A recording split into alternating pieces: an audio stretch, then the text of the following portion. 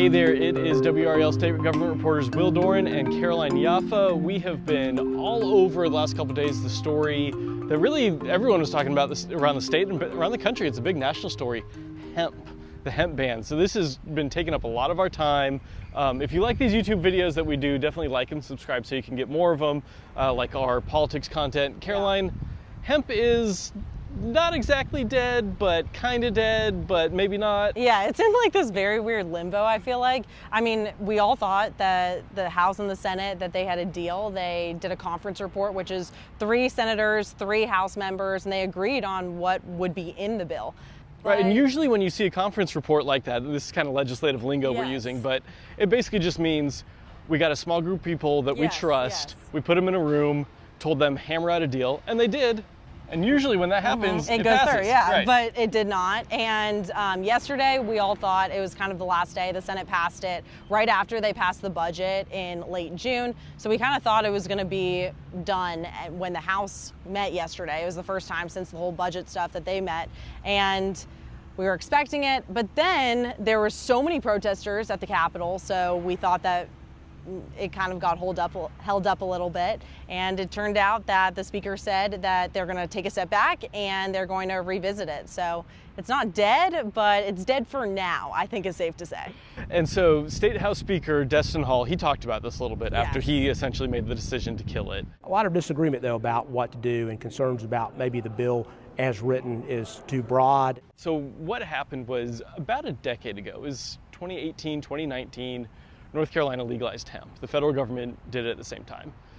But it kind of went through in a haphazard way. They didn't really think through all of the repercussions of what they were doing, and they forgot to do some stuff, like, for instance, putting in any sort of age limit on this stuff. So, you know, you have to be 21 to buy a beer, buy cigs, whatever, but with hemp, I mean, you could be 10. Right, if you're a 10-year-old who can get to a convenience store, like, you can go and buy some of these CBD gummies.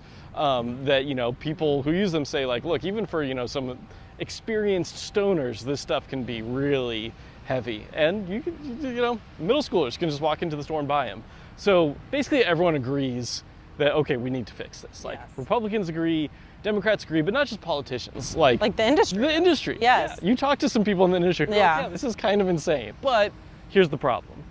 The legislature just can't get out of its own way on this. And every time they try to do some sort of age limits bill, they just stick in all these other things and it kills it. And what we saw, what happened this year was they also really wanted to ratchet down the amount of THC that you'd be allowed to have in any product. And you talked to people, I mean, we all heard from people who said, like, this would be basically an all-out ban. Yeah, I mean, this is a multi-billion-dollar industry, the hemp business. There are so many people, like over 100 protesters that showed up yesterday thinking that this bill was going to go through, trying to stop it. It was kind of like a last-ditch effort. We were going to press conferences the day before, they were holding rallies, and basically they just said that this is going to completely destroy their livelihoods and their families and their industry, and law enforcement was on the other side of this. They had a press conference yesterday morning, so that was Tuesday morning, and they spoke with some Republicans who kind of have been leading this effort, and they were like, we need regulations. This is a great bill. It was people from SBI,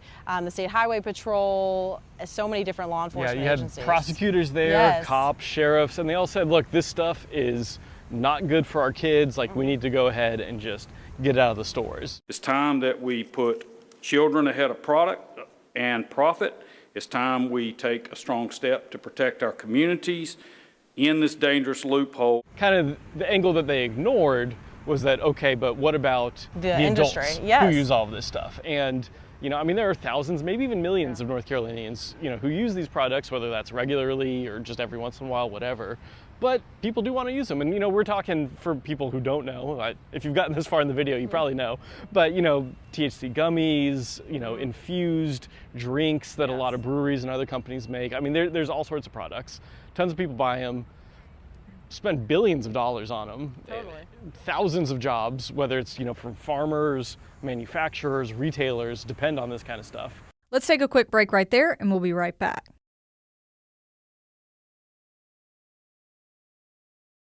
Really what the Republicans heard was like, okay, maybe we're going a little too far, a little too fast here, because by the nature of how they did it, just have, a small group of people, I think you said it was 6 people, just sitting down and figure this out, there wasn't a whole lot of public debate. No, there wasn't, and not everyone in their caucus agreed. I think something that the speaker talks a lot about is that in the Republican caucus, they really try to decide on everything as a group, and they weren't getting that support. And I spoke to Representative Tricia Cotham. She's a Republican from Charlotte, Mecklenburg area, and she said that this bill was vastly unpopular with several constituents. This hits the people that I came here to represent, and plus there are too many unknowns with this bill. People in the hemp industry talked to her. She said this was not a perfect bill. She thought it was rushed at the last minute. She said there needs to be more time to discuss this. And then after that interview and after they met for caucus, the bill never showed up on the floor. And then afterwards, and like you said that the speaker talked about, they're going to make a committee and come back and rediscuss all these hemp rules and maybe come up with a better bill. But I think something that's interesting is that this is a House committee. This isn't a joint Senate-House committee. And obviously with the legislature, you need the combination of them at least agreeing on something. Well, the Senate's been clear. I mean, the Senate voted for this bill that would essentially ban everything. That's what they're in favor of. Kind of in the middle is Governor Stein, because he wants the age limits like basically everybody else does. He wants some more restrictions on some of these products, but he doesn't want the full-out ban. In fact, he favors legalizing marijuana, not just hemp. I think if you look at polls, the majority of North Carolinians agree with that stance, but that's something that's never been able to get through the House. Now, of course, the Senate has voted to legalize at least medical marijuana. So you've got all this stuff that's just kind of like intertwined. It's really complicated. There's a whole fight over kratom and whether or not kratom should be legal or not, too. It's kind of in a legal gray area right now.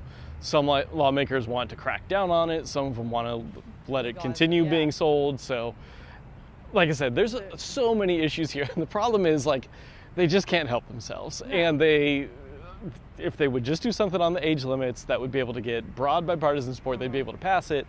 But there's all of these other interests that people or groups or whoever have. Try to stick it onto the age limit bill, and it just falls apart. So that's where we're at. And I think that this committee at least could make a better step for the House to feel comfortable with this proposal. But again, if the House comes up with what they want, the Senate wanted this, so how are they going to find that in between? And right now they have the ability for a lot of bills to override Governor Stein's veto. So do they try to do this and push this through before the end of the year so they have this kind of slight majority, or does it roll over to the next year? We just don't know yet. Right, because if you look at the polling, Democrats are expected to probably pick up a couple of seats in the legislature.